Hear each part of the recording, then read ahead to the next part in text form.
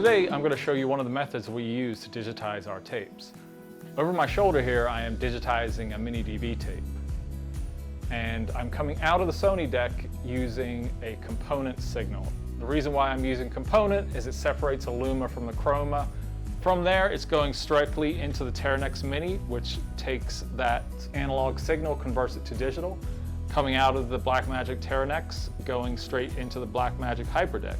Now the HyperDeck allows me to digitize to either ProRes, DNX HD, or straight to the H.264, which is the MP4 file.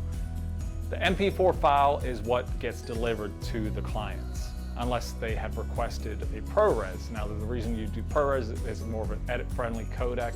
It's not as compressed as the H.264 MP4 files. I hope this video helped you. If you have any questions, you can reach us via email, text, phone. Have a good one.